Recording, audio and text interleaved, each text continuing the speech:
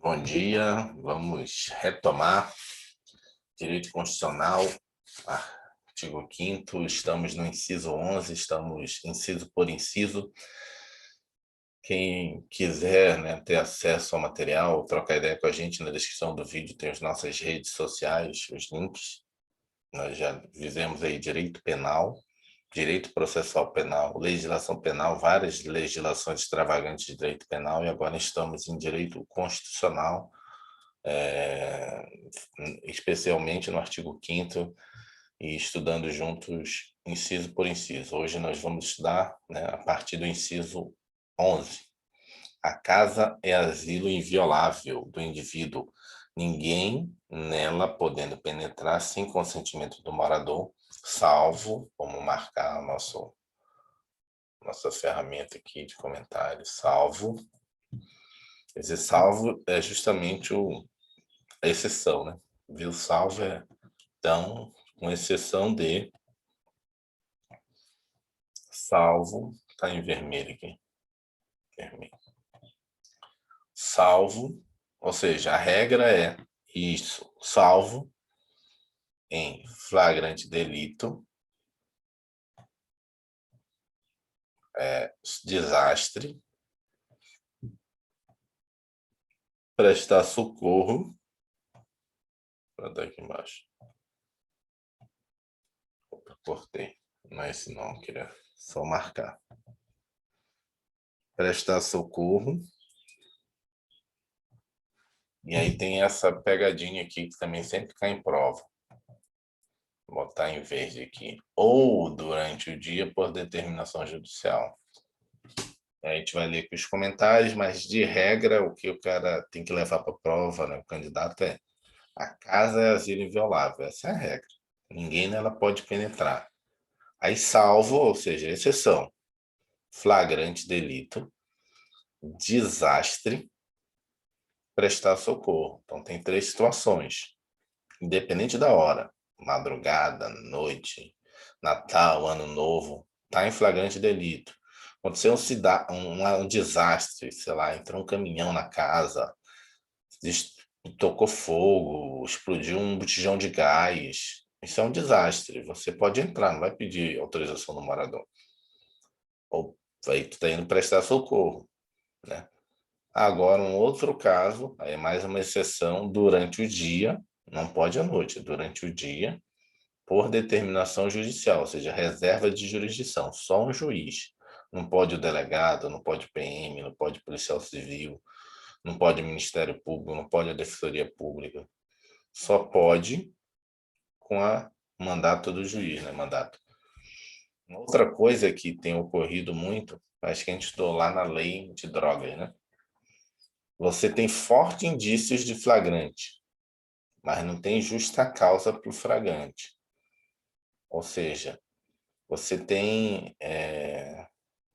como é que eu poderia dizer? Me esqueci o termo agora.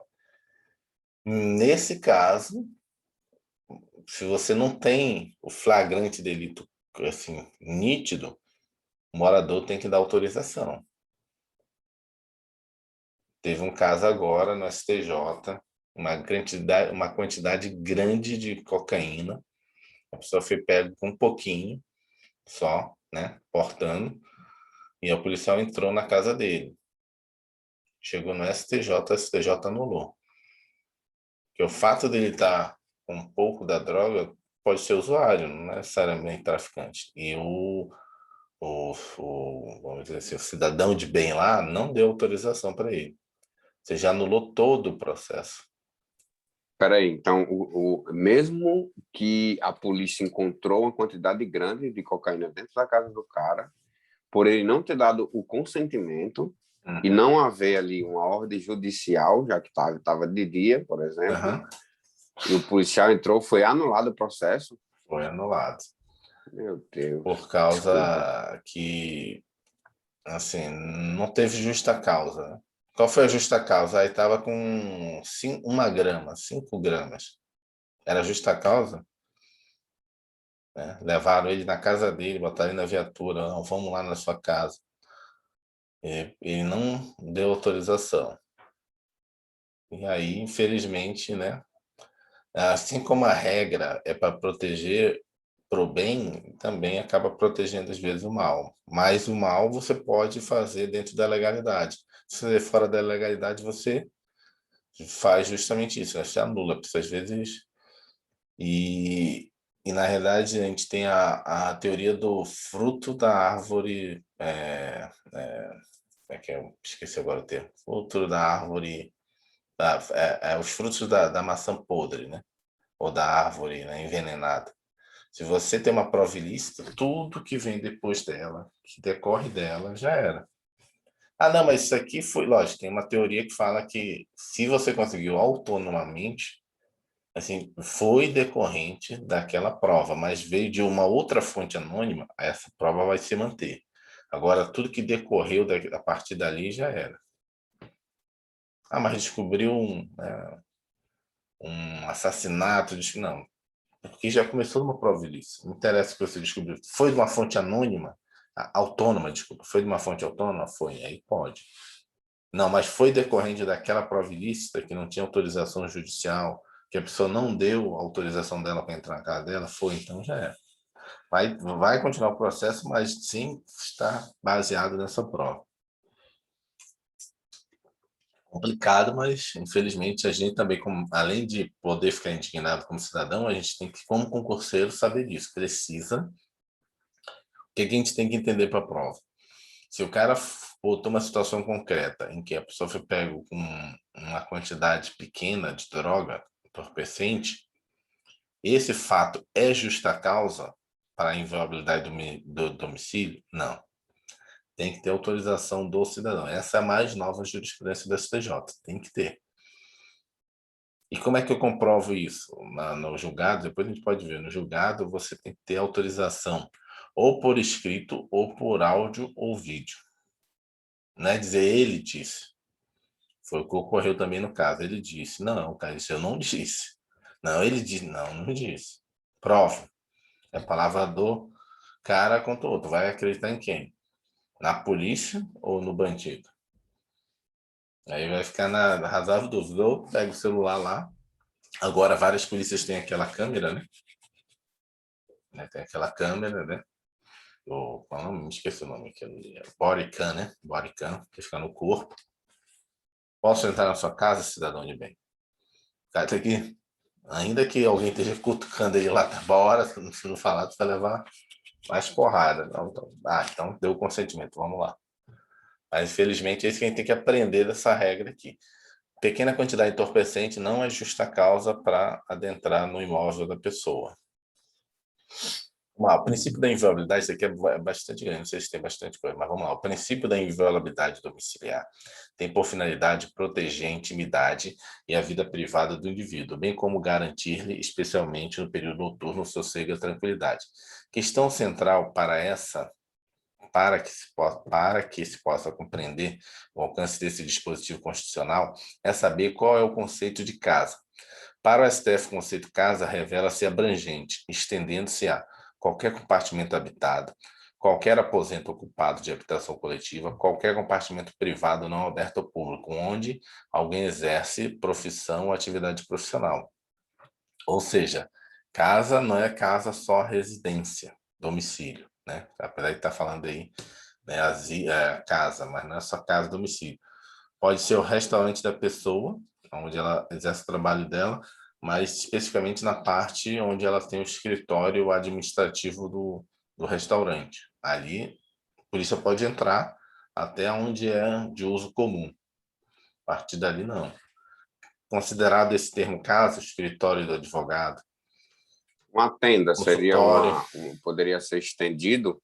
sim, eu entenderia que O cara sim. tá na barraca, o cara tá na barraca ali, por exemplo. Porque uma vez eu vi uma questão e tava falando sobre barraca, eu falei, meu pai, eu não sabia que barraca, se eu não me engano, foi entendido como casa. Sim, porque aqui, ó, Carro, o que é o carro não, né? conceito aqui? Ó? Qual é o conceito aqui? Qualquer compartimento habitado. Compartimento, é uma tenda, tá habitado. Carro, se for um como é que chama? Motorhome, Motorhome, né? motorhome, Motorhome, motorhome. para mim, sim. Você não pode entrar. Se lembra por quê? Qual é um dos primeiros princípios do artigo 5º? Direito à propriedade. E não basta ser um direito negativo, tem que ser um direito positivo. né, quanto o Estado também entra na propriedade. Que se lembra que aquele artigo 5º ele tem uns principais direitos, e tudo que decorre dele é para proteger os principais: vida, liberdade, propriedade. Esse aqui é justamente o quê? Propriedade, né? Mais do que, porque a gente sempre liga com a questão criminal, né, penal, mas é a questão da propriedade, não é só do que diz respeito, assim, que a gente pensa sempre, né, no asilo e violência, sempre a questão policial, sempre a questão criminal no Brasil, mas num Estado democrático de direito, você pensa de uma outra pessoa não querer invadir a sua casa, né? Ah, sentar aqui no sofá e ninguém vai me tirar daqui, não. Na verdade, você tem legítima defesa numa situação dessa e pode fazer o chamado esbulho possessório, se for o caso. Tirar o cara a porrada e não está cometendo crime nenhum e nenhum ilícito civil. Assim, o conceito de casa alcança não só a residência do indivíduo, mas também escritórios profissionais, consultórios médicos e odontológicos, trailers, olha aqui, o trailer, barcos, aposentos de habitação coletiva, como por exemplo quarto de hotel, não estão abrangidos pelos conceitos casas, os conceitos de casa, os bares e restaurantes. Mas lembrando, como eu falei, os bares e restaurantes têm exceção que é a parte específica do bar e restaurante, onde a pessoa tem a parte administrativa do bar, entendeu? Isso é jurisprudência.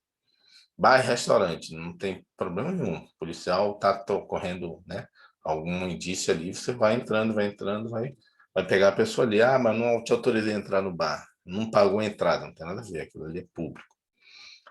Agora, lá no escritório do bar, não. Onde fica as câmeras, né? Onde fica guardado dinheiro, não. Segundo o STJ, a arma apreendida no interior de caminhão configura o crime de porte ilegal de arma de fogo e não crime de posse. Isso se deve ao fato de que o caminhão não é um ambiente estático e, portanto, não pode ser conhecido como local de trabalho. Assim, a boleia de caminhão não está protegida pela inviolabilidade do domicílio. Você lembra que a gente estudou? O Estatuto de Desarmamento tem diferença entre o crime de porte. Opa, bati aqui de novo. Tem o crime de porte e de posse. Entendeu? E aí ele está falando Né? aqui que a arma apreendida no interior de caminhão configura crime de porte, ou seja, ele está Seria portando. posse porque Não, seria não, posse se fosse porte. em casa. É, se fosse em Não, casa. então, E quando ele está lembrando que lá naquelas penas, o porte ele é mais mais gravoso, gravoso do que ter em casa. sim. E também estende-se a posse, estende-se não só a casa, mas, por exemplo, se eu tenho uma fazenda ali, estende a todo o território da minha fazenda, da cerca para minha casa, digamos assim, para trás. Sim. É o Estatuto do Eu fa- Desarmamento. Quem quiser ver, a gente também fez essa aula aí, né? O STF entende que, embora os escritórios estejam abrangidos pelo conceito casa, não se pode invocar a inviolabilidade de domicílio como escudo para a prática de atos ilícitos em seu interior. Com base nessa ideia, a Corte considerou válida a ordem judicial que autoriza o ingresso de autoridade policial no estabelecimento profissional, inclusive durante a noite, para instalar equipamentos de captação de som, escuta. Entende-se que tais medidas precisavam ser executadas sem o conhecimento do investigado, o que seria impossível durante o dia. Desculpa. Cuidado agora com essa afirmação aqui. Isso era uma jurisprudência do STF, só que tem um pacote anticrime. Essa parte tinha sido vetada, tinha tido veto, e esse veto caiu. Hoje, para colocar escuta ambiental, também tem que ser durante o dia. Depois a gente pode ver no pacote anticrime. Depois eu bogo lá, né? Lei 9296. Tem que ser só cuidado, porque. Sério, não faz sentido. Isso é, como é que vai colocar? Meio estranho, como é que vai colocar a escuta de dia se o cara está dentro do escritório, né? Sei, agora eu não sei, mas é o É, que é a lei aqui. Peraí. Vou ler aqui, eu estou aqui na lei 9296, que é de escuta. Cadê? Agora eu não sei se é.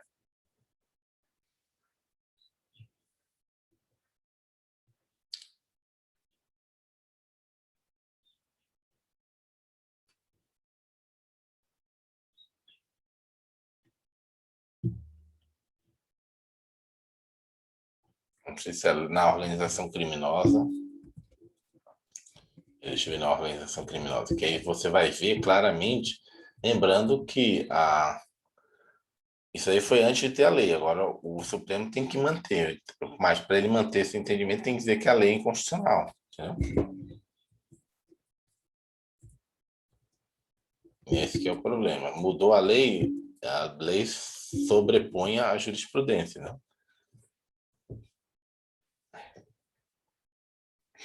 Só ver aqui, deixa eu ver se eu escuto o telefone.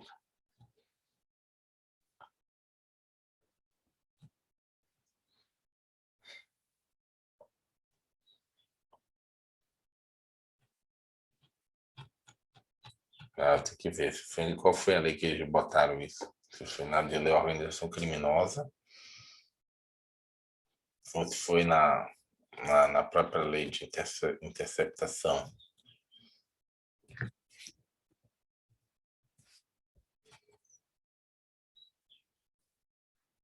Calma aí.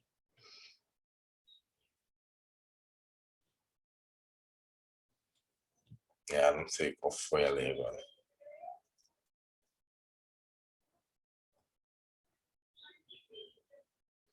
Aqui, ó, vamos lá, encontrei.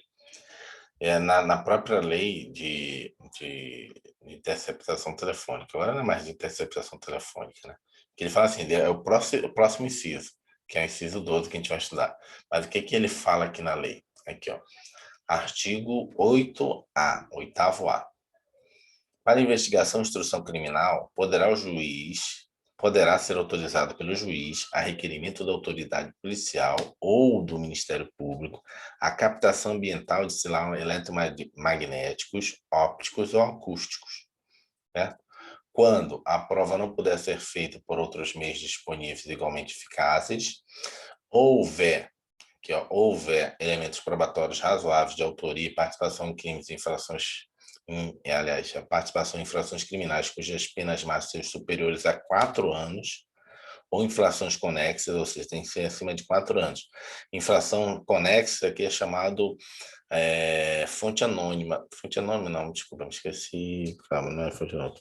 Tudo depois. Calma, depois eu falo. Isso aqui seria serepentividade. Seria o seguinte, você só pode botar escuta em alguém se o crime que está cometendo é acima de 4 anos a pena. Mas por algum motivo você está ouvindo o cara e ele cometeu algum crime que é abaixo disso, você pode usar a escuta para processar ele, fazer ação penal. Por quê? Porque isso é crime conexo, é serendipidade. Você não pediu para aquilo, mas aconteceu. Entendeu? Serendipidade depois eu pego a palavra, Petro. É acontecimento. Aconteceu de pegar. O requerimento deverá descrever circunstanciadamente o local e a forma de instalação do dispositivo. Agora, olha o que está escrito aqui para esse inciso 11 que a gente leu. A instalação do dispositivo, aquela jurisprudência do STF, com a nova lei, caiu. A instalação do dispositivo de captação ambiental poderá ser realizada, quando necessária, por meio de operação policial disfarçada, certo? Em operação disfarçada. Ou no período noturno. Ok, é igual que está na jurisprudência. Agora, exceto, quando eu boto exceto, o que eu estou dizendo? Essa é a regra, mas exceto... Eita. Exceto, olha o que ele diz depois do exceto. Na casa, nos termos do inciso 11 do artigo 5º da Constituição. Viu a loucura aqui? Não entendeu, não? Não entendi porque a casa ela tem uma extensão, como nós acabamos de ler, para escritório. Mas se for de acordo com o artigo 11, aí o artigo 11 diz, está falando dessa extensão ou da casa... apesar que é a mesma coisa. É a mesma coisa, mas aí o Supremo vai ter que definir. O que dá a entender é o que ele quer fazer aqui. É no caso onde os locais onde está sendo ocorrendo o crime, você pode botar essa escuta, inclusive à noite. Agora, na residência, e aí pode ser até inclusive nesse entendimento que você está falando, na residência estendida, não pode. Por quê? Entendeu? Não, a lógica. Por quê? Porque no próprio inciso 11 diz que qualquer entrada na casa só pode ser durante o dia por mandado judicial. Não é essa a regra? Entendeu o que é que ele quis fazer? Mas não faz sentido colocar. Tá Aqui, ó. entendendo onde eu tô Aqui, ó. falando? Durante o dia por determinação judicial. Entendeu? Então, ele atrelou isso e falou assim mesmo, pode fazer escuta ambiental, inclusive com né, procedimento policial durante a noturna, salvo, exceto, na casa. Ele não botou na casa, exceto o inciso 11. Por quê? Porque o inciso 11 não dá autorização constitucional para você autorizar qualquer entrada durante a noite na casa de ninguém, inclusive estendido. Resumindo, professor, resumindo, só pode, pelo menos é o que eu entendi, só pode colocar a escuta de forma disfarçada, Sim, porque vai a ter outra que... caiu, o artigo 11. Não é que caiu. Isso Eu aqui era assim, né? jurisprudência. Isso aqui não está escrito em lugar nenhum. Isso aqui foi criado pelo interpretamento, pela interpretação do Supremo. Ele fala assim, ó, essa interpretação tem que marcar. O que essa interpretação aqui fala para a gente? O STF entende que, embora os escritórios estejam abrangidos pelo conceito casa, não se pode invocar a inviolabilidade do domicílio como escudo para a prática de atos ilícitos em seu interior. Com base nessa ideia, a Corte considerou válida a ordem judicial, hoje não pode essa ordem judicial, tá vendo? A ordem judicial, que autoriza o ingresso de autoridade policial do estabelecimento profissional, inclusive durante a noite, para Passa um risco instalar... nele aí, professor. Como? Já passei Passa aqui. um risco nele aí. Hã? Aonde? Aqui Não, risco embaixo? mesmo, riscar ele mesmo, como se estivesse errado. Isso. Não, da linha, esse Embaixo, do hein? meio. Não, do meio. Esse aqui. Não, mas isso aí não sei se está errado. Calma Ah, aí. tá. Para instalar equipamento de captação de som, escuta. Entende-se que tais medidas precisam ser executadas sem conhecimento do investigado, que seria impossível durante o dia. Vamos lá, o que vai ocorrer? Na prova, primeiro na prova. Se ele perguntar de acordo com o STF, ok. Esse é o entendimento do STF. Agora ele vai ter que conciliar com que foi derrubado o veto. Que caiu o veto há 2 semanas atrás. Perguntou de acordo com a lei de interceptação telefônica. Não pode. Qual vai ser a interpretação futura? Vai chegar um caso A em que o lei não cara pode, o STF pode. pode. A E novo a pacote lei, anticrime, a lei não pode, o pacote ele anticrime. não pode botar à noite. Tá. A escuta ambiental, botar lá no abajur, o negócio lá que nem filme americano. Qual vai ser, na prática, advogado criminal? O cliente dele foi colocado durante a noite lá. Então, foi pego, preso, foi, olha, ilícito. Constituição. Aliás, artigo 8º-A da lei diz que o juiz não poderia autorizar. Porque, exceto artigo 11, inciso 11, artigo 5º está lá na lei. Aí vai chegar no Supremo também vai dizer, olha só, na realidade, esse exceto artigo 11, a gente vai entender restritivamente. O que ele está dizendo é só se fosse na casa especificamente do meliante, mas aí foi no escritório profissional. Aí compatibiliza que é o que está escrito lá na lei, não é o inciso 11 no sentido abrangente dele, no sentido restrito, só o domicílio. Eu estou só supondo a lógica que seria disso, né? Mas sabe que chegar lá no Supremo pode sair qualquer coisa. Né? Não, está anulado. Pode chegar no STJ, como anulou agora esse caso aí de uma grande quantidade de drogas. Acho que quase 1 tonelada. Não é 1 tonelada, não. Eu acho que estou brincando. Porque o cara não deu autorização, mas... E agora? Faz o quê? Feitas essas considerações, cabe nos fazer a seguinte pergunta. Então, isso aqui, na apostila aqui também, tem que ter muito cuidado. Se foi o que o STF perguntou, ok. Agora, lembrar que o pacote de crime caiu o veto, isso aqui deve estar contraditório. O ingresso, feitas essas considerações, cabe nos fazer a seguinte pergunta. Em quais hipóteses pode penetrar na casa de um indivíduo? O ingresso na casa do indivíduo poderá ocorrer nas seguintes situações: com o consentimento do morador, sem o consentimento do morador, deixa eu botar aqui, sem o consentimento do morador, por ordem judicial apenas durante o dia. Perceba que mesmo com ordem judicial não é possível ingresso para indivíduo durante o período noturno. A qualquer hora, sem o consentimento do morador, de novo, qualquer hora sem o consentimento do morador, mas é específico para Esse aqui já está grifado, não posso grifar. Tem que marcar. Aqui também é sem consentimento do morador. Mas já está grifado lá em cima, professor. Não, mas esse aqui... Não é o sem consentimento, né? Salvo em flagrante delito, desastre, prestação de socorro. Mas aqui é sem consentimento durante o dia. Esse aqui é sem consentimento a qualquer hora. Entendeu? Esse aqui só pode ser durante o dia, que é a ordem do juiz. Entendeu? Essa é a diferença desses. Então, a qualquer hora, sem consentimento do indivíduo em caso de flagrante delito, desastre ou ainda para prestar socorro. Resumindo, a regra é que somente se pode ingressar na casa do indivíduo com consentimento. No entanto, será possível penetrar na casa do indivíduo sem o consentimento, desde que amparado por ordem judicial, e aí tem que ser durante o dia, ou a qualquer tempo em caso de flagrante delito ou desastre, ou para prestar socorro. É recorrente a dúvida entre os alunos a respeito de qual seria o conceito de dia para fins de aplicação do artigo 5º, inciso 11. A doutrina sempre se dividiu sobre o tema. Há autores que entendem que dia é o período compreendido entre 6 horas e 18 horas, outros dizem o critério físico-astronômico, destacando que dia é o intervalo entre a aurora e o crepúsculo. Em setembro de 2019, todavia, foi promulgada a Lei 13.869 de 2019, nova lei de abuso de autoridade, que tipificou como crime a conduta daquele que cumpre mandado de busca e apreensão domiciliar após 21 horas e antes das 5 horas, ou seja, foi todo esse movimento aí, não é o pacote anticrime, esse aqui pode ser considerado pacote anticrime, faz parte do pacote anticrime. Na verdade, isso aqui, abuso de autoridade, foi mais do Congresso, isso daí, que foi a gente chama? Uma resposta, né, do pacote anticrime. A lei de abuso de autoridade foi, na verdade, uma resposta ao pacote anticrime, né, para se defender. Pode-se afirmar que agora há parâmetros legais e objetivos que regulamentam o conceito de dia, que vai de 5 horas até as 21 horas.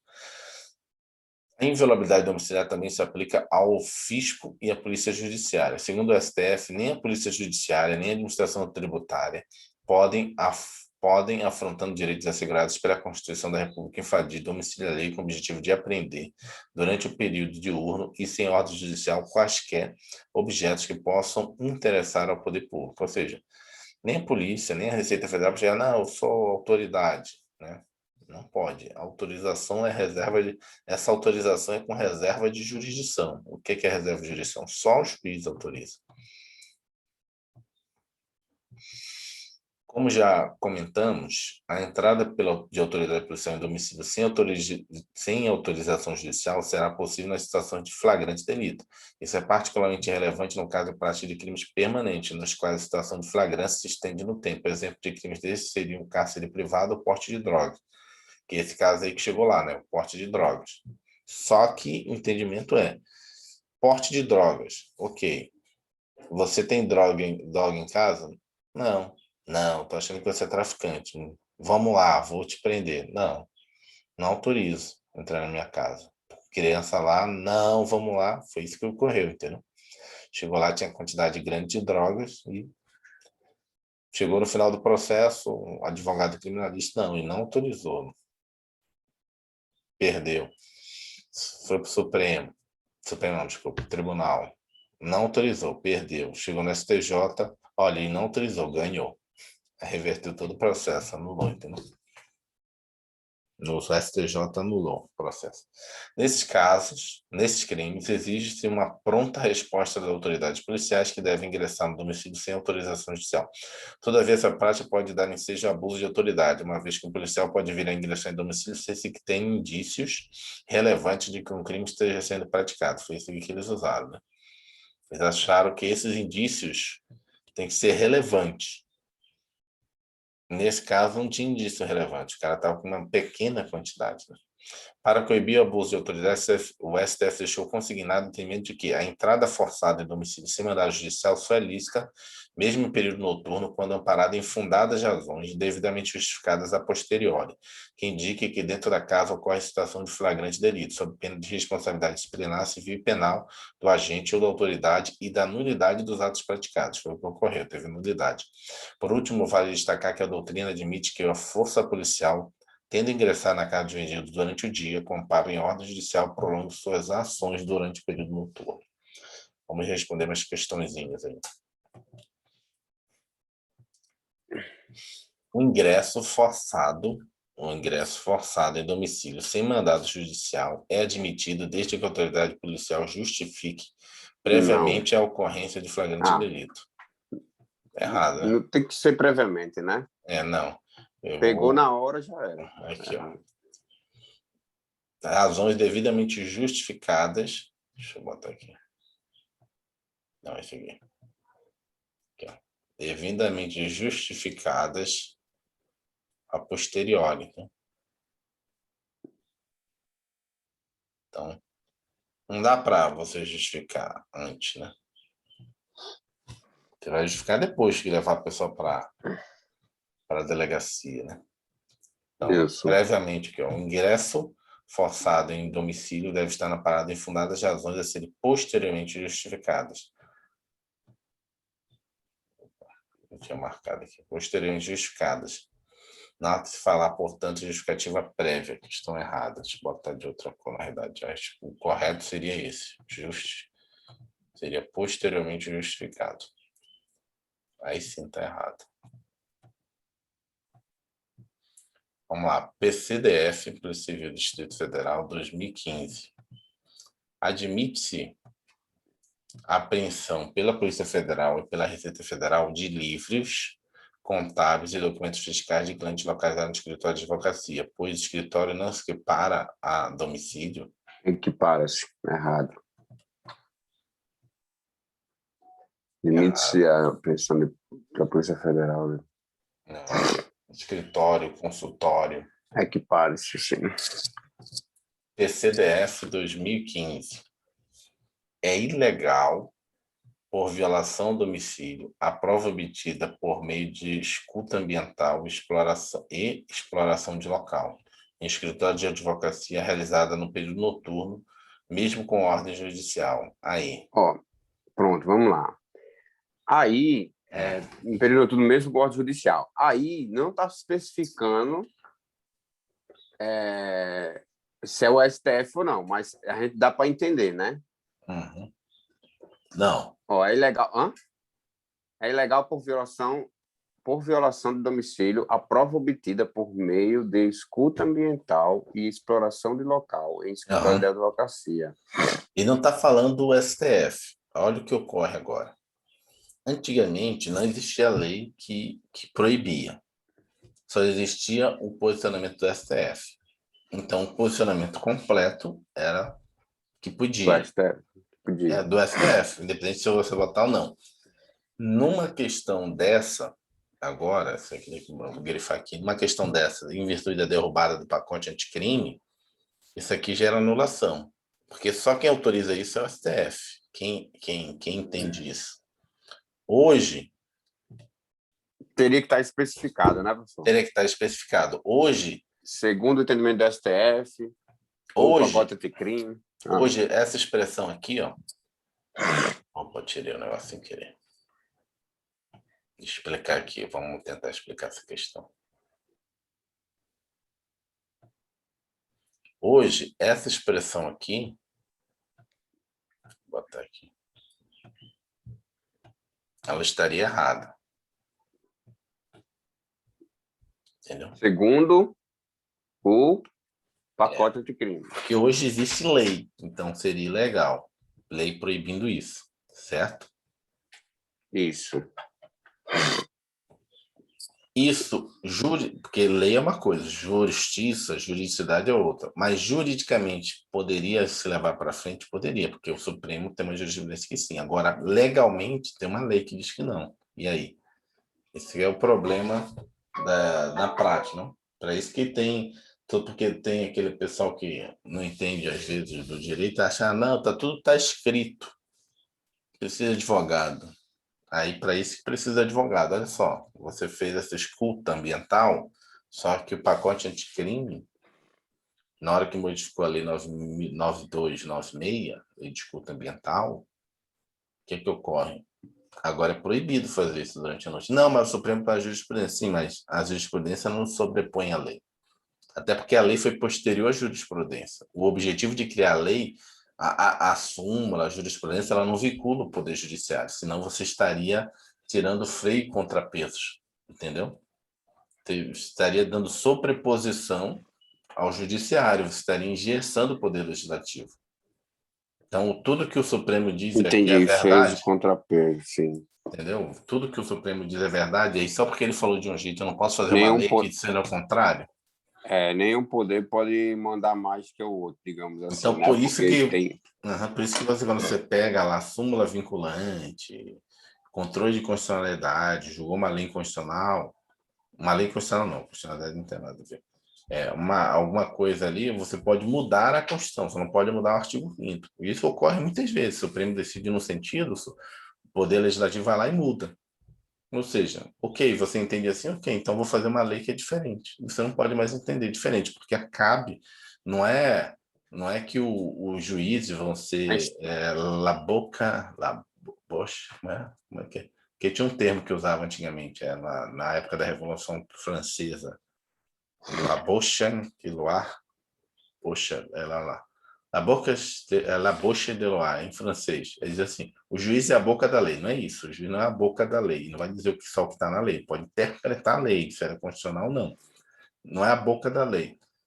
Mas, ao mesmo Por tempo, ele não é a exemplo, boca da lei, não pode fazer a lei. Não pode fazer legislação ao Supremo. Então, por isso que essa lei... equiparadamente se estendeu-se o entendimento, é um exemplo, né? Uhum. De casamento para relações homoafetivas, né? Porque lá está dizendo que é entre um homem e uma mulher, né? Só que se estendeu para Isso é uma interpretação, né, também? Sim, a interpretação. Aí ele pode, não está modificando a lei. Só que Isso. se o Supremo, lógico que não vai conseguir, porque aí vai entender isso que que a emenda é inconstitucional, porque na verdade é um direito individual. O direito individual, né, o direito fundamental não pode ser mudado, mesmo por emenda constitucional. Mas o que eu estou falando é que, nesse caso, essa jurisprudência caiu porque a lei ela sobrepõe a jurisprudência. Isso não quer dizer que não possa conviver. Para o mundo dos concursos, só tem que estar claro o que ele está perguntando. Está perguntando baseado em quê? Na nova lei ou baseado no STF? Genericamente assim, está errada a questão. Entendeu? Só para a gente não cair na pegadinha na hora da prova. Vamos, o resumo aqui, ó. Inviolabilidade domiciliar. Inviolabilidade domiciliar. Conceito amplo. Deixa eu pegar aqui. Vou pegar esse aqui. Conceito amplo. Qualquer compartimento habitado, qualquer aposento habitado de ocupação coletiva, qualquer compartimento privado não aberto ao público. E é por isso que, quando ele fala não pode bares e restaurantes, exceto se for aquela parte do bar e restaurante que é exclusivo da área administrativa. Ali, né? A polícia não pode entrar. Ingresso na casa poderá ocorrer. Aí tem essas marcações aqui, ó. Sem o consentimento do morador e com o consentimento do morador. Opa, ficou muito escuro isso aqui. Ó, tá o verde, claro. Então, com o consentimento do morador, né? Você pode entrar, ok. Não precisa de nada. Agora, sem o consentimento do morador, você só pode se for por ordem judicial e se for um caso, né, durante o dia. Durante o dia, certo? Sem o consentimento do morador, aí nesse caso pode ser flagrante delito. Eu marquei aqui a marcação toda aqui. Vamos marcar aqui esse aqui que eu queria marcar. Pode ser o quê? Flagrante delito, sem o consentimento. Desastre, prestar socorro. Deixa eu marcar aqui. E desastre. E aí é qualquer hora. Não tem problema. E durante o dia com ordem judicial, né? Durante o dia por ordem judicial. E aí sempre levar para a prova lembrando, cara, o Edvan falou que tem um pacote de crime, os caras têm. E que essa prova acho que já está feita há bastante tempo, então não vai ter nenhuma questão polêmica assim, porque já foi sendo suspensa, né? Então, o veto caiu há 2 semanas atrás, então o cara não teria colocado essa questão lá. Mas estou falando prova da PM do Piauí, prova da PM do Ceará, o cara pode querer pegar, porque o que vai ocorrer nesse caso específico? Como a jurisprudência já era consolidada, cara, vou pegar esses concurseiros no pulo, entendeu?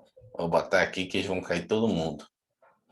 Vamos lá, essa aqui que é justamente a Lei 9296, que é a Lei de Interceptação Telefônica. Vamos continuar, vamos fazer mais esse inciso hoje. É inviolável o sigilo da correspondência e das comunicações telegráficas, de dados e das comunicações telefônicas. Esse aqui também tem polêmica. De novo, você vê que é a regra. Qual é a exceção? É inviolável, a regra é essa, é inviolável a correspondência a sigilo da correspondência e das comunicações telegráficas, quase não usa telégrafo, mas entende abrangente, né? De dados e comunicações telefônicas. No último caso, salvo no último caso, por comunicações telefônicas, né? Telefônicas. No último caso, por ordem judicial, nas hipóteses e na forma que a lei estabelecer, para fins de investigação criminal, instrução processual penal. E olha a parte final aqui, ainda é mais restrição, né? Salvo por ordem judicial, então reserva de jurisdição. Primeira coisa que a gente dá. É bom que a gente vai tentando interpretar sem ler lá embaixo o que o professor está falando, né? Eu nem li, a gente nem leu, eu também nem li, eu só leio aqui com você, eu não estudo antes do material. Mas eu tento interpretar aqui na hora que a gente está lendo. Primeiro, reserva de jurisdição, por ordem judicial. Segundo, quais hipóteses que essa reserva de jurisdição tem direito, né? Primeiro, tem que ter essa reserva de jurisdição, ela é contida, ela não é auto-aplicável. Precisa uma lei para a reserva de jurisdição começar a funcionar. E especificamente só vai funcionar para quê? Para investigação criminal, persecução penal. Entendeu? Entendeu? Interpretou o artigo? Quando saiu lá em 1988, você é jurista, você vai interpretar. Opa, a regra nesse inciso é inviolável. Correspondência, telegráfico, de dados e das comunicações telefônicas, certo? Salvo por ordem judicial. Ok, reserva de jurisdição. Nas hipóteses que a lei estabelecer. Então, uma de eficácia contida. A lei depois, primeiro é inviolável. A lei depois vai dizer qual o caso em que o juiz pode quebrar esse meu direito. Mas já deixou o que a gente estudou, lembra que a gente estudou lá em cima, que é uma contida qualificada, que é específica de como a lei tem que regulamentar. Não pode regulamentar, dizer, não, pode quebrar para fins de um processo administrativo disciplinar. Está inconstitucional. A Constituição diz que só pode quebrar, a lei só pode estabelecer a quebra se for para o caso de investigação criminal, instrução processual penal. Então, uma reserva de lei qualificada, entendeu? Ou seja, qualificou essa reserva de lei, é uma contida qualificada. Vamos ler as explicações. Depois eu explico aqui as polêmicas que tem nisso, que é igual o que a gente viu do... Deixa eu explicar logo o que a gente viu da inviolabilidade do homicídio. Aqui é a mesma coisa. Peguei o meliante. Desculpa, não vou falar. Peguei o cidadão de bem. Melhor cidadão de bem, senão depois o cara vai dizer... Melhor falar politicamente correto, senão depois cai o vídeo na internet e dizer, ali, ó, o servidor público aí, como é que trata o cidadão. Peguei o cidadão de bem, estava lá com uma pequena quantidade de entorpecente, usuário, estou desconfiando dele, Me dá aí seu celular, olha o WhatsApp dele. Aqui, um bocado de pedido aqui de gourmet, maconha gourmet, você é traficante. Só que aí é inviolável o sigilo de dados. Ele entende que essa nova forma, WhatsApp, né, Telegram, SMS, o caso específico que eu estou falando foi SMS. Só teve acesso a SMS, sem mandado judicial. Foi lá, fez a simulação, prendeu o outro tráfico, a coisa toda. O que ocorreu? Nulo o processo, porque o cara não deu autorização para ele olhar o SMS, o WhatsApp dele. E aí? Certo ou errado? Para concurso, certo. Não deu autorização, não deu a senha do celular, foi forçado a dar, não tinha autorização formal dele, viu lá as trocas de mensagem que ocorria a entrega da droga, o tráfico, prendeu os dois. Prova ilegal. Então, para a justiça, as mensagens, o cara não pode ter acesso às suas mensagens, sua troca. Entendeu? Essa é bem mais avançada, é uma prova oral de magistratura. Mesma situação, o policial pegou e olhou, olha só, o policial pegou e olhou para quem tinha ligado e desconfiou. E aí o policial pegou o celular dele, ligou para essa pessoa, e tudo bem, vamos marcar e tal, tô aqui no... Prendeu. E aí? Certo ou errado? Nesse caso, o policial agiu certo, porque o policial não teve acesso ao conteúdo do SMS, não teve acesso ao conteúdo do WhatsApp. Você lembra que lá, quando a gente estuda processo penal, que o Mas se tiver em registro... flagrante delito, professor, vamos lá. Hum, Pegou o cara com flagrante mesmo. O cara tá ali com, sei lá, tá com as dolinhas feitas, etc, né? O cidadão tá com as dolinhas feitas, pegou ali... uhum, Desculpa. Pegou ali sim, $20, por exemplo. tá. Aí ele não pode, mesmo assim, né, um flagrante delito, assim como flagrante delito Não, não, mas pode flagrante entrar na casa. delito, mas aqui não está falando que pode entrar, quebrar por flagrante delito. Aqui, se Nem o tá cara falando que não tiver... pode, né? Não, aqui está falando que só pode em flagrante delito se for por ordem judicial, é uma investigação criminal. Peguei a pessoa em flagrante delito, eu tenho que pedir autorização para o juiz para olhar o celular dela, que é uma investigação criminal. Se ele tivesse botado aí, salvo em flagrante delito, ele não botou, ele botou que eu posso quebrar, salvo se for por uma autorização judicial, reserva de jurisdição. E se tiver lei, hoje tem a lei 99296, sendo que não tinha lei, não tinha como. Que é uma eficácia contínua. Lógico, tinha a lei anterior já existia uma lei antes da Constituição que foi recepcionada. Mas só estou supondo aqui. E aqui é específico, só se fosse investigação criminal. Em flagrante de delito, então tá uma investigação, uma persecução na investigação criminal. Tem que mesmo assim ter que pedir autorização para o juiz. É isso que ele está dizendo aqui. Pegou o cara em flagrante. O cara não quer me dar a senha do notebook, do que for. Tem que pedir para o juiz. E está em flagrante. É nesse caso de flagrante que o juiz pode quebrar. Entendeu? Pegou o cara, não tem nada. Não tem nada. Eu só estou só desconfiando do cara. Tem um inquérito aberto? Tem nada? Peguei ele em flagrante? Não. Não posso nem pedir para o juiz. Porque eu não estou investigando ele. Ele não está em flagrante. Como é que eu vou pedir para quebrar? Entendeu a diferença? Aqui, nesse caso, não é para confundir com o inciso 11. Esse aqui é o inciso 12. É outro.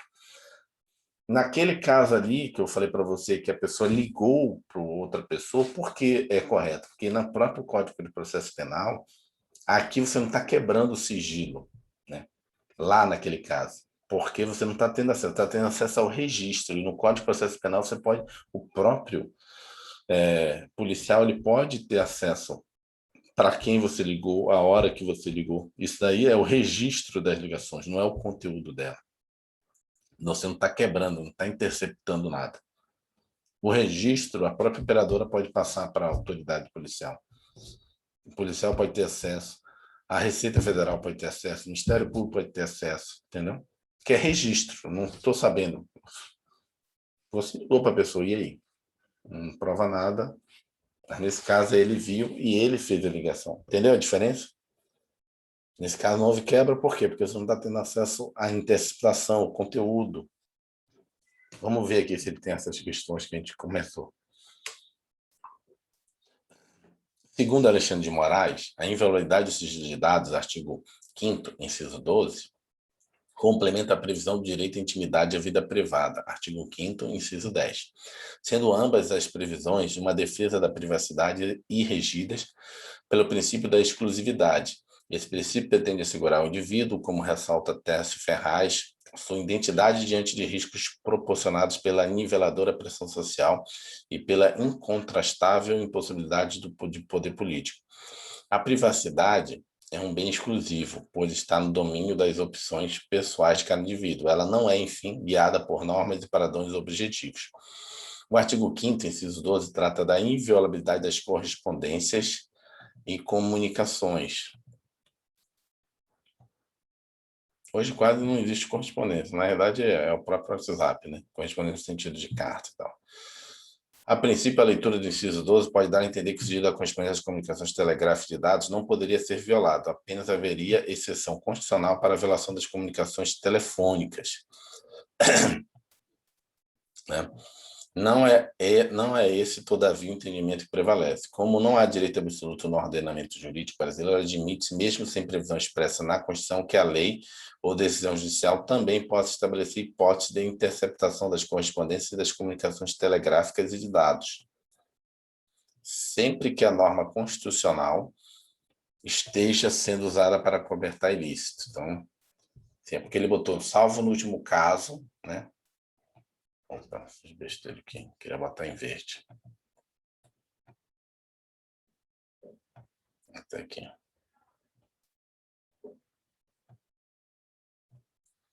Nesse sentido, entende o STF que a administração penitenciária, com fundamento em razões de segurança pública, disciplina prisional ou de preservação da ordem jurídica, pode sempre, excepcionalmente, desde que respeitada a norma escrita no artigo 41, parágrafo único da Lei 7210 de 1904, que é a LEP, né, proceder à interceptação de correspondência remetida pelos sentenciados, desde que a cláusula tutelada à inviolabilidade do sigilo epistolar não pode constituir instrumento salvaguarda de prática ilícita. Esse artigo 41 é aquele, né, de falta grave, aquelas questões que ele pode tirar, eventualmente, o sigilo. São aquelas punições que a gente viu da LEP, né?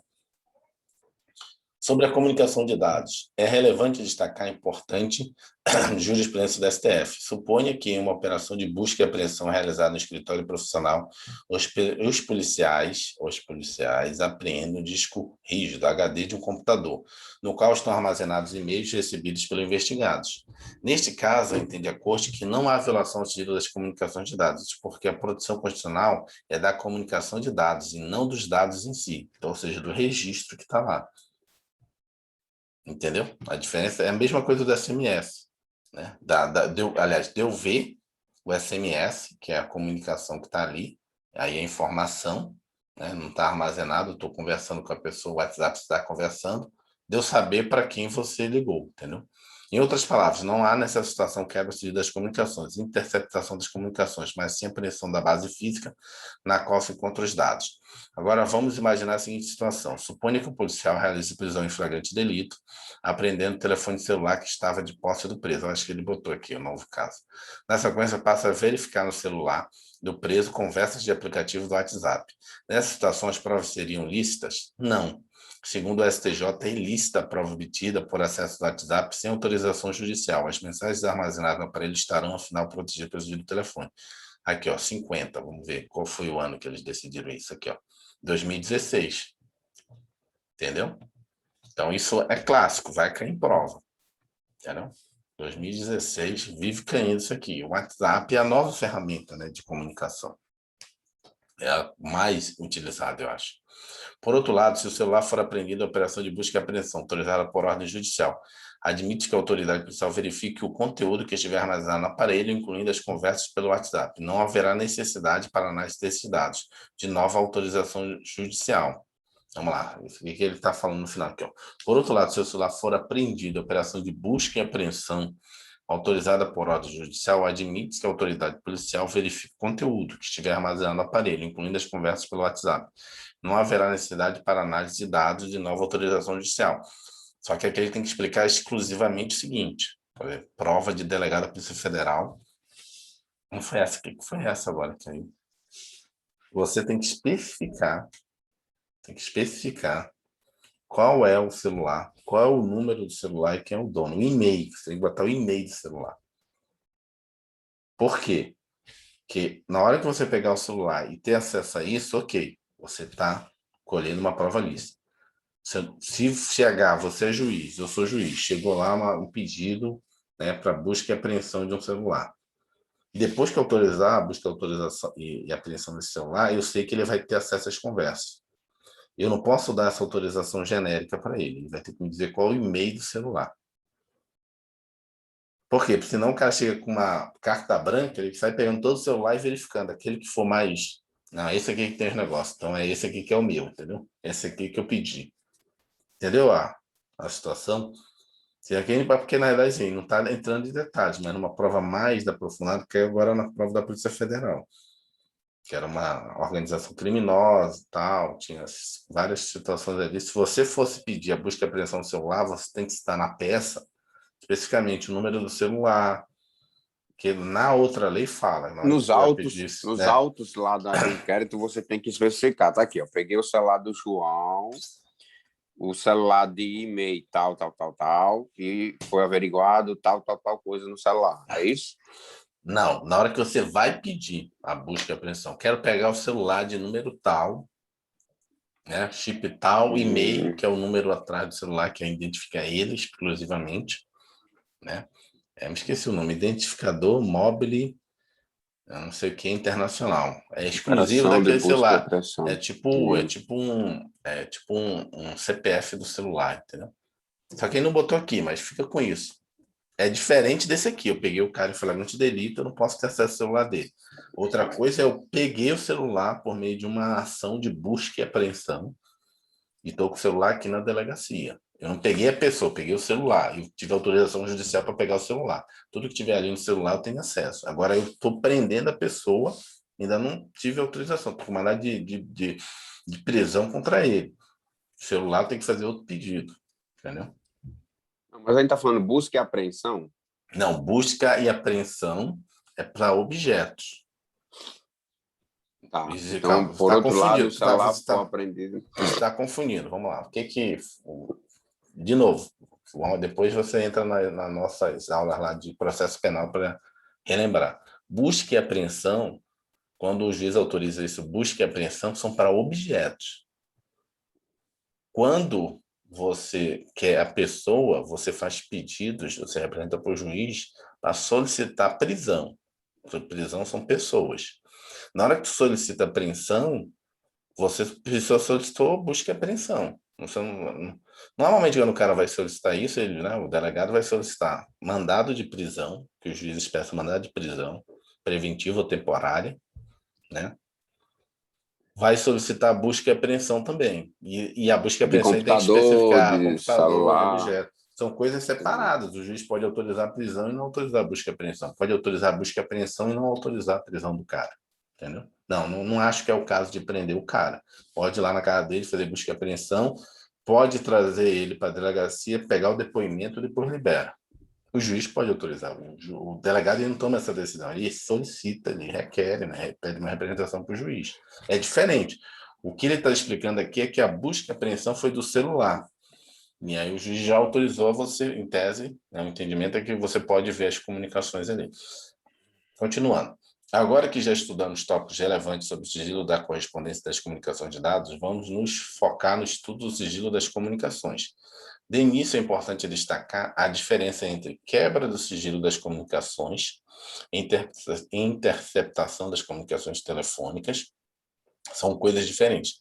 A quebra do sigilo das comunicações consiste em ter acesso ao extrato das ligações telefônicas. Grosso modo, seria ter acesso à conta da Vivo e da TIM. Por outro lado, a interceptação das comunicações telefônicas consiste em ter acesso às gravações das conversas. A interceptação das comunicações telefônicas é, sem dúvida, a medida mais gravosa, e por isso somente pode ser determinada pelo Poder Judiciário. Já a quebra do sigilo das comunicações telefônicas pode ser determinada por comissões parlamentares de inquérito, além, é claro, do Poder Judiciário. Segundo a CF, a Constituição Federal de 88, a interceptação das comunicações telefônicas somente será possível quando atendidos três requisitos: interceptação telefônica, ordem judicial, existência de investigação criminal, instrução processual penal, lei que preveja hipóteses e a forma em que esta poderá ocorrer, que é a Lei 99296. O artigo 5º, entendeu isso aqui? Isso aqui está rolando agora, pode ser uma questão de prova. O que a CPI vai fazer ali é uma quebra do sigilo das comunicações, não é uma interceptação. Quebra do sigilo é você saber para quem a pessoa ligou, entendeu? A CPI pode fazer isso. Quero saber para quem você ligou durante esse mês passado, de quem você recebeu a ligação, qual a duração da ligação. É isso. Quebra o sigilo das comunicações. Agora, interceptação é quando você fica ouvindo o que a pessoa está falando no telefone. Ou você fica monitorando a troca de mensagem dela no WhatsApp. Então, aí você teve a interceptação. O artigo 5º, inciso 12, como é possível verificar, é norma de eficácia limitada. É necessário que exista uma lei para que o juiz... Opa, eu falei contínuo, então é limitado, desculpa.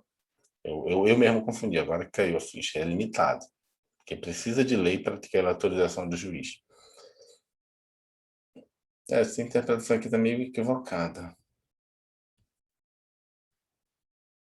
Está meio equivocada. E está interpretando como se a quebra fosse o direito, que na verdade o direito é a inviolabilidade. A quebra do juiz é a restrição que vai entrar depois.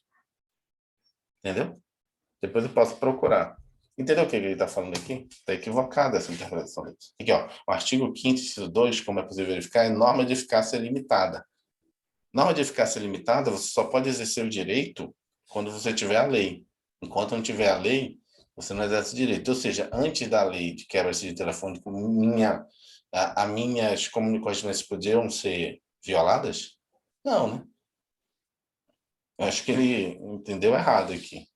Ele está entendendo que aquela lei não se aplica à quebra do sigilo, ao direito de ser inviolável, mas sim a possibilidade de quebrar, ou seja, de uma restrição que vai vir depois. Entendeu essa explicação aqui? Isso aqui está meio Mais ou menos. equivocado. A limitada e a contida. A A limitada é limitada aquela que não tem aplicação, né?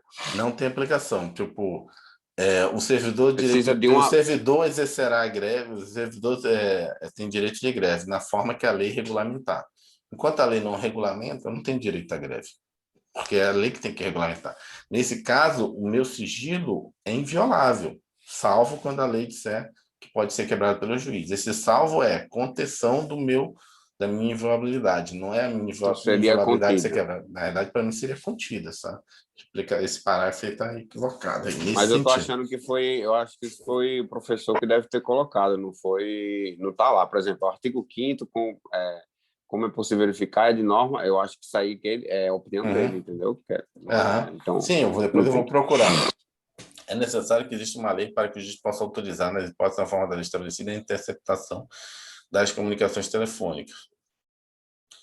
A interceptação, do ponto de vista de poder quebrar, é limitado, uma norma de eficácia limitada. Do ponto de vista de ser inviolável, a parte A do artigo é contida. A parte B do artigo, ou seja, a segunda parte, é limitada. Aí tem que explicar isso, é meio complicado. O inciso, o artigo não, o inciso como um todo, para mim, ele é contido. Por quê? Porque você lê ele, você tem direito àquilo, a inviolabilidade daquilo, é um direito fundamental seu, direito individual seu. Salvo, e aí pode vir a contenção depois por meio de lei, que vai dar ao juiz, né, a quebra dessa inviolabilidade quando tiver caso de na investigação criminal ou persecução penal, né? Investigação penal. Aí sim. Agora, quando eu leio só o B, sim, é limitado. Só a parte B que a gente chama, só a segunda parte. A interceptação das comunicações telefônicas só pode ser autorizada por decisão judicial de ofício ou requerimento da autoridade policial do Ministério Público e para fins da investigação criminal ou instrução processual penal. Investigação criminal, instrução processual penal. A decisão judicial deverá ser fundamentada, devendo o magistrado indicar a forma de sua execução, que não poderá ter prazo maior do que 15 dias. Isso daqui a gente teria que estudar a lei de interceptação telefônica. Esses prazos estão tudo lá. Renovável por igual período. O STF entende que pode haver renovações sucessivas dentro desse prazo, e não apenas uma única renovação da medida, pois há situações extremas que exigem. Outro aspecto importante a ser estudado quando da análise da inviolabilidade das comunicações telefônicas diz respeito à hipótese em que é cabível a interceptação telefônica. De acordo com a Lei 9296, 96, as interceptações telefônicas só podem ser ordenadas pelo juiz se presente conjuntamente três requisitos. Quais são os três requisitos? Se existirem razoáveis indícios de autoria e participação na infração penal, se a prova não puder ser obtida por outros meios disponíveis, se o fato investigado constitui infração penal punida com reclusão maior do que 4 anos. Isso aqui agora foi colocado no pacote de crime e conexo, e foi alterado. Antes, deixa eu ver aqui se eu volto na lei aqui, o que estava aqui.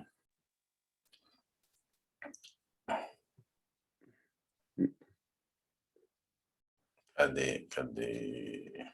Ah, não, é a escuta ambiental, foi mal. O quê, professor? Não Captação entendi ambiental. agora. A captação ambiental. Que é 4, tem que ser Há punido com mais 4 de anos. 4 anos? Captação ambiental é diferente de interceptação telefônica. Captação ambiental é quando você bota para ouvir o ambiente. Aí tem que ser mais de 4 anos, Entendi. entendeu?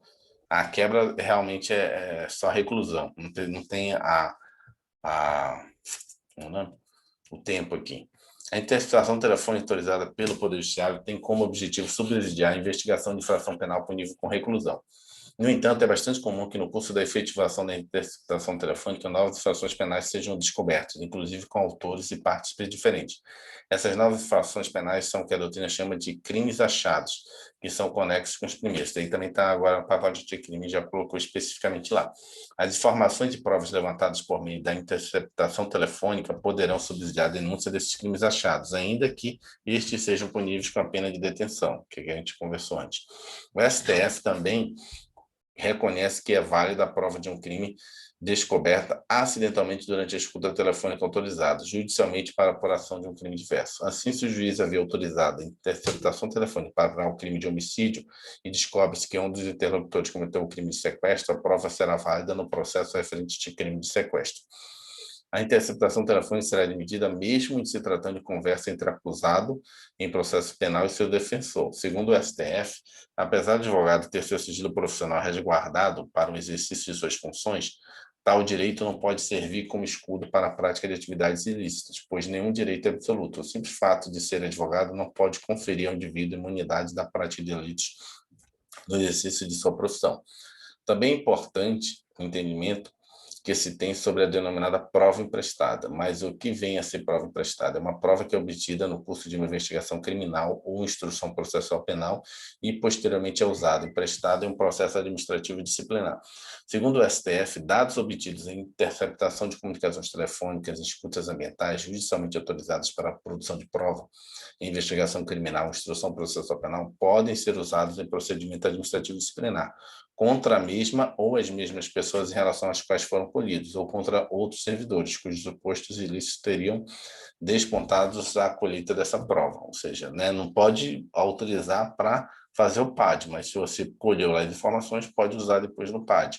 Assim, caso uma interceptação telefônica resulte em prova de que o auditor fiscal da Receita Federal esteja recebendo dinheiro para despachar mercadoria, além dessa prova ser usada no processo penal de crime referente a essa prática, poderá ser usada pela Corregedoria da Receita Federal quando do processo administrativo, destinado a apurar o ilícito e determinar a correspondente penalidade administrativa. Há que se estabelecer agora a diferença entre 3 institutos que possuem bastante semelhança entre si. É a interceptação telefônica. É a escuta telefônica. Outro é a gravação telefônica. A interceptação telefônica, conforme já vimos, consiste na captação de conversas telefônicas feitas por terceiro, autoridade policial, sem o conhecimento de nenhum dos interlocutores, devendo ser autorizada pelo Poder Judiciário, nas hipóteses e na forma que ela estabelecer para fins de investigação criminal ou instrução processual penal. A escuta telefônica, por sua vez, é a captação de conversa feita por um terceiro com o conhecimento de apenas um dos interlocutores. Por sua vez, a gravação telefônica é feita por um dos interlocutores do diálogo sem o consentimento ou ciência do outro. Ou seja, a interceptação é a polícia fazendo a interceptação de duas pessoas conversando. A escuta telefônica é alguém fazendo interceptação, mas com autorização de apenas um, a escuta, de apenas um sabe que está sendo gravado, já interceptado, e a gravação telefônica é eu estou lá no ambiente, eu mesmo estou gravando a minha conversa. É isso que ele explicou aqui. Esses conceitos acima apresentados são baseados no entendimento do STJ e podem ser cobrados em provas. Todavia, a STF tem usado o termo gravação clandestina para se referir tanto à escuta telefônica, gravação de conversa feita por terceiros sem o conhecimento de apenas de um dos interlocutores, quanto à gravação telefônica, gravação feita por um dos interlocutores sem o conhecimento do outro. Cabe destacar que uma gravação clandestina pode ser oriunda de uma conversa telefônica pessoal ou mesmo de uma gravação ambiental. Vejamos a seguir importantíssimos entendimentos jurisprudenciais sobre o tema. É possível a gravação telefônica por um dos interlocutores sem autorização judicial, caso haja investida criminosa daquele que desconhece que a gravação está sendo feita. De acordo com o STF, é inconsistente e fere o senso comum falar-se em violação do direito à privacidade quando o interlocutor grava diálogo com sequestradores, estelionatários ou qualquer tipo de chantagista. Nesse caso, percebe que a gravação clandestina foi feita em legítima defesa, sendo, portanto, uma prova válida.